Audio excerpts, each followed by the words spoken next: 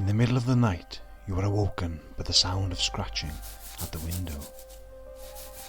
At first, you think it is a tree branch outside, but there is no wind tonight. The scratching sound changes. It is opening the window. The creature enters the room, scanning the darkness, its glowing red eyes fix on you. Suddenly, the creature is atop of you, bearing down, its decomposing face burying itself into your neck, its teeth ripping a hole and draining your blood. You have been visited by a vampire. For centuries, we have been told stories of the undead, rising from their graves and attacking innocent people, draining them of their blood and life. But have such things been experienced here in Wales? It seems it may very well be the case that they have. Every culture in the world has had its own version of the vampire. For the majority of history, the vampire has been very different to the aristocratic count in his formal attire, roaming the corridors of a ruined castle that we have become used to. The ancient Greeks had the myth of Lamia, a young beautiful princess from Libya who in some versions was the daughter or granddaughter of the sea god Poseidon. As was the case with most young beautiful women in Greek mythology, Lamia was spotted by the king of the gods, Zeus. Zeus appeared to Lamia and wooed her, making her his lover. However, Zeus's wife, the goddess Hera, discovered the affair and was furious. As she did with most of Zeus's lovers, Hera punished Lamia by having all her children by Zeus killed and drove Lamia from Greece. The grief-stricken Lamia vowed vengeance. She became a creature who would steal away children to feast on their blood. This Greek myth shares similarities with the biblical story of the first woman, who went on to become a creature of nightmare, Lilith. Lilith was made at the same time as Adam and from the same material. Though Lilith refused to be subordinate to Adam and was cast out of the Garden of Eden. Exiled to the earth, Lilith became a hideous monster who would fly around at night, taking young children and drinking their blood.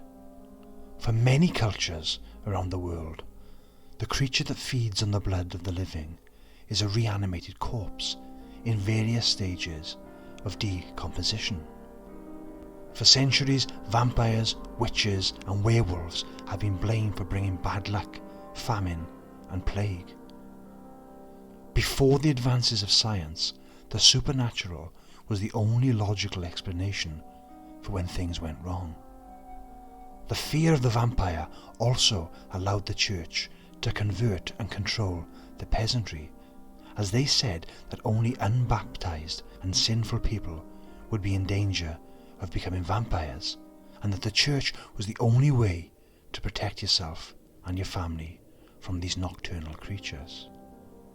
As we have seen in previous episodes, Welsh folklore did not distinguish between witches, vampires, demons and other supernatural beings. The Gwrach y Ribbon, for example, can be seen as being all of the above. She is a witch who prowls the night. She is a vampire who steals the life force of the innocent, and she is a demon who comes from the depths of hell to cause mayhem and misery. This seemingly indistinguishing of the supernatural creatures that roam this country can make it very difficult to categorize them. What the Welsh do have is an idea that vampires may not be reanimated corpses, but may be evil spirits who can, bizarrely it seems, have the ability to possess everyday furniture and items in order to steal the blood of those who use them. For example, in the early 18th century, a minister was staying at a farmhouse in Glamorgan. He awoke early one morning and sat in the wooden chair on the other side of the room in order to go over the sermon he was to deliver that day. Some time passed, and the minister started to notice his hand was bleeding. As he got out of the chair to tend to his wounded hand, the blood started pouring out. The minister rushed to bandage it up and stop the flow of blood. He realized he actually felt no pain and could not work out exactly where the wound was. When he had stopped the blood from pouring out and had cleaned his hand, he noticed clear teeth marks at the point where the blood was.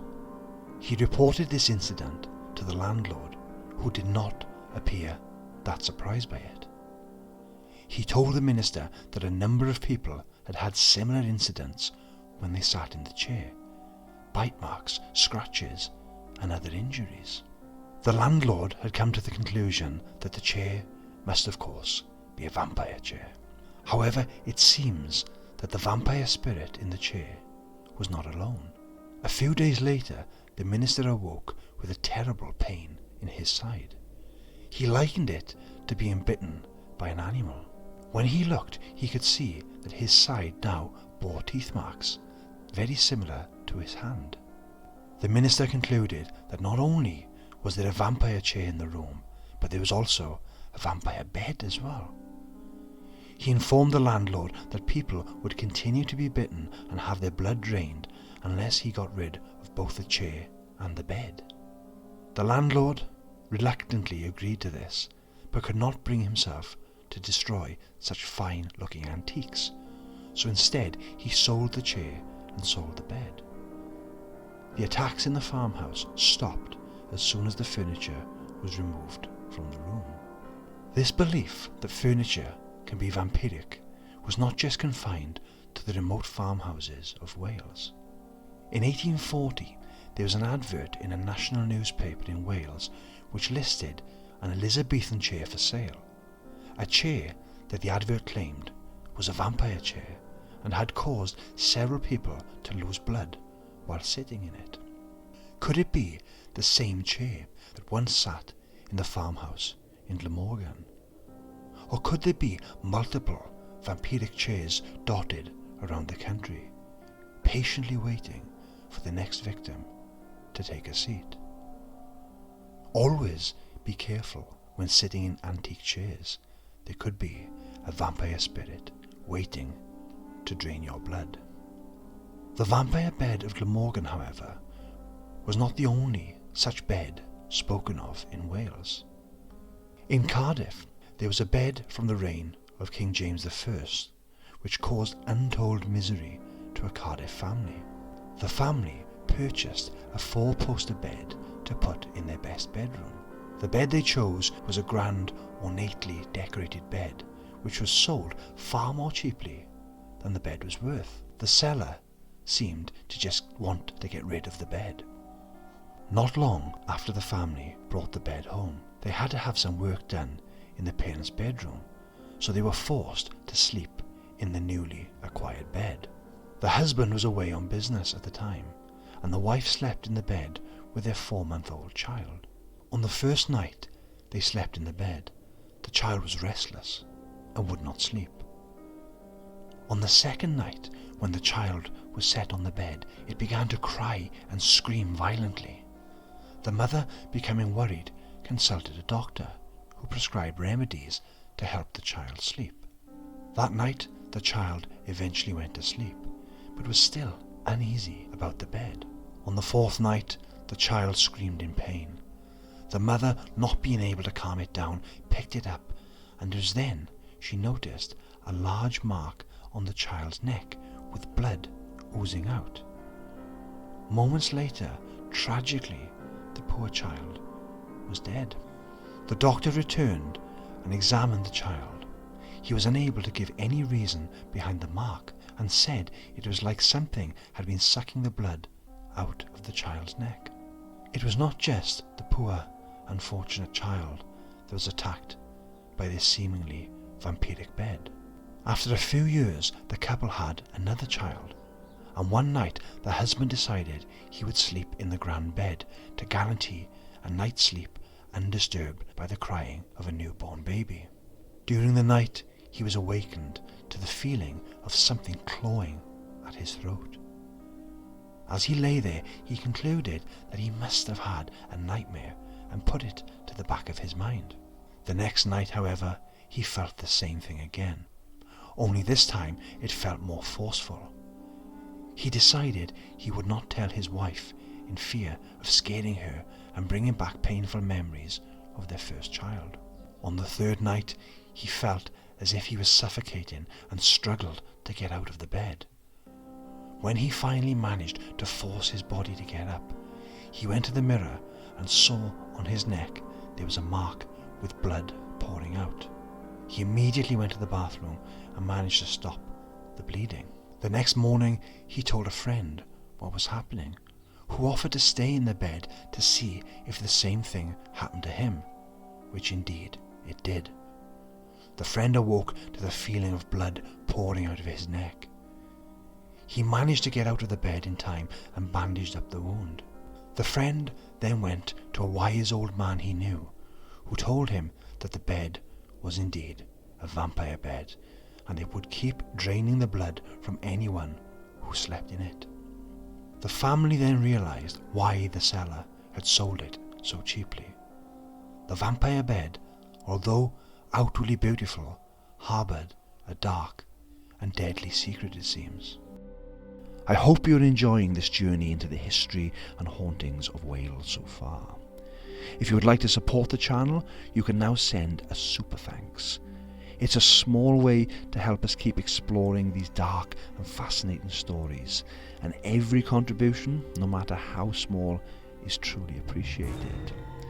Absolutely no pressure whatsoever to do this, of course. The most important thing is that you are here right now.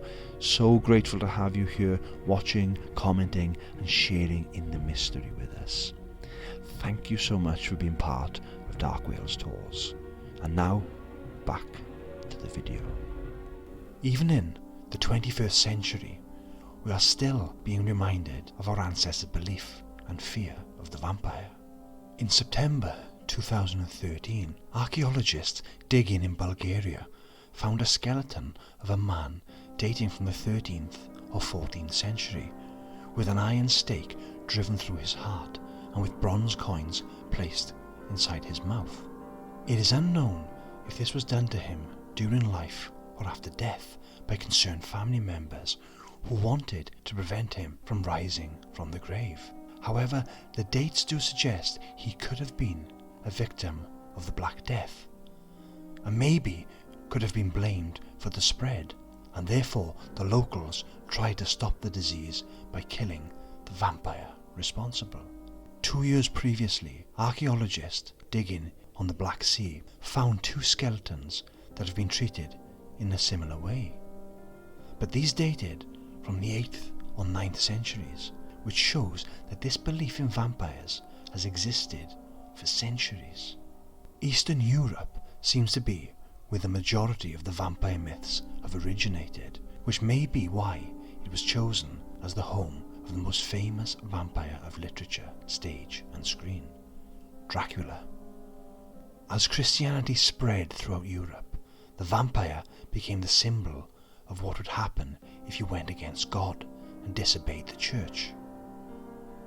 It was said that children born out of wedlock, people who led sinful lives, and people who committed suicide could all be eligible to become vampires after death. Some vampires are not the corpses of humans. Sometimes a vampire can be a monstrous creature that is far from human. The most famous example of this is the Chupacabra of Latin America. The Chupacabra, literally translated as goat sucker, has been described as a bipedal creature 4 or 5 feet tall with large eyes, spikes on its back and very long, sharp claws. It is known to attack livestock, leaving puncture holes in the neck, draining the poor animal of its blood.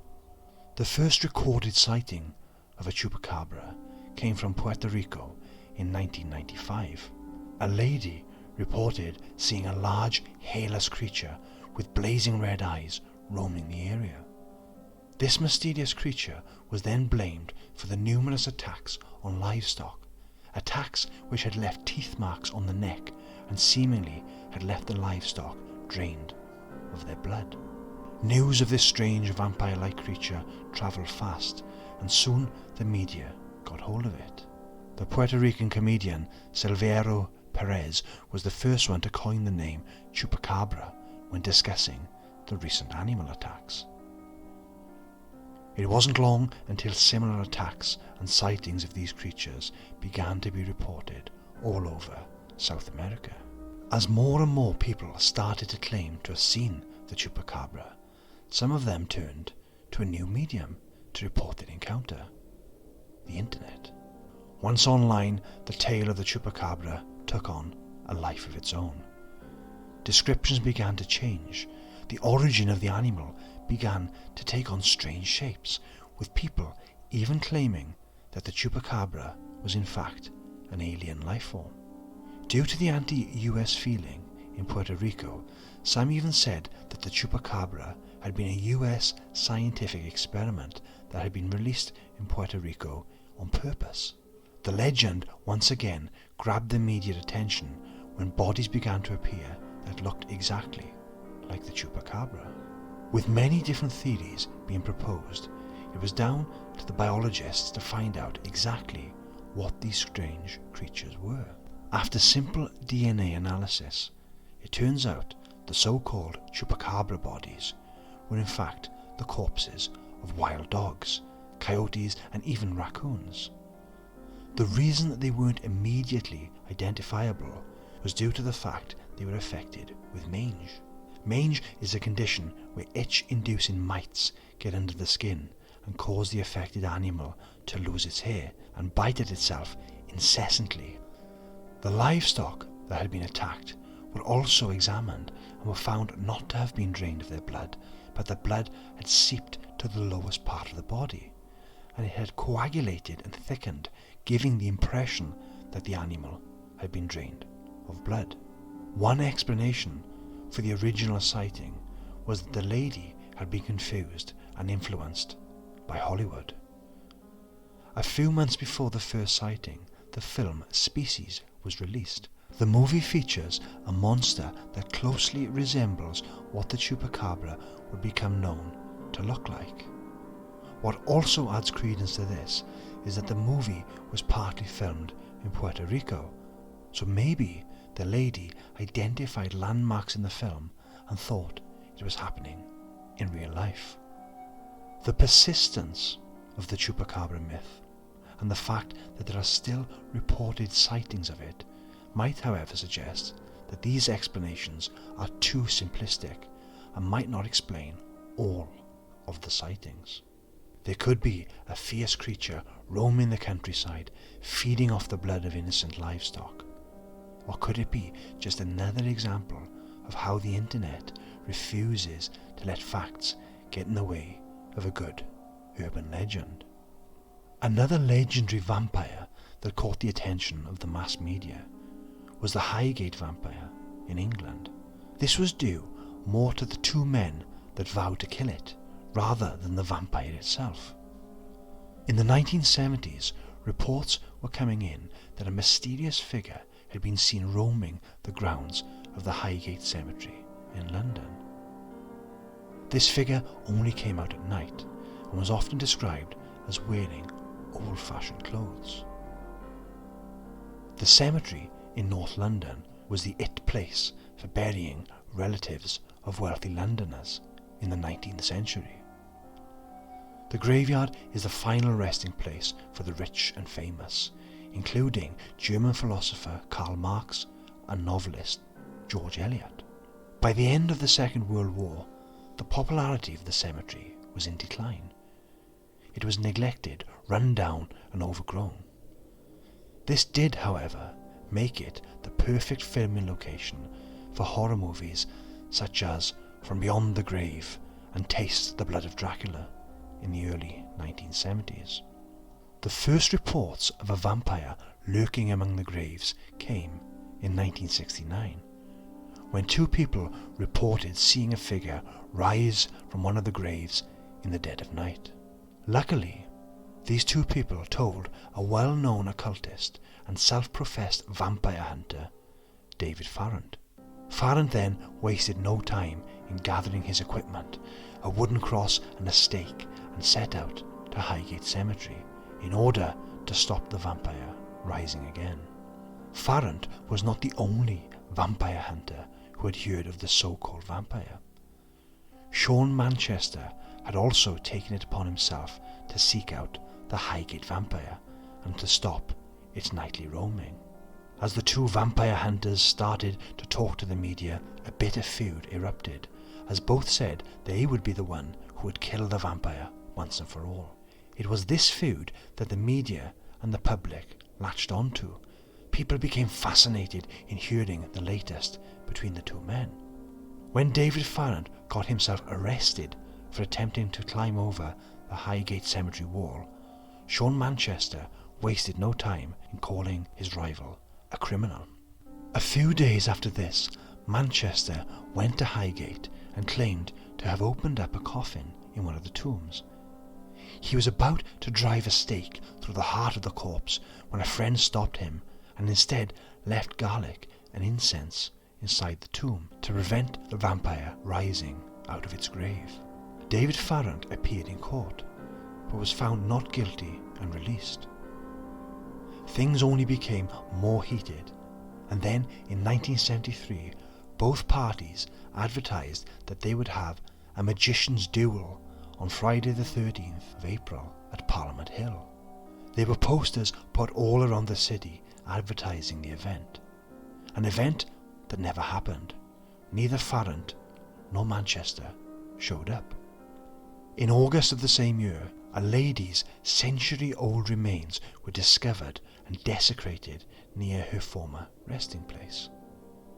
It was also in 1973 when Sean Manchester claimed to have driven a stake through the vampire's heart in the nearby House of Dracula in Crouch End, thus ending the Highgate vampire's reign of terror.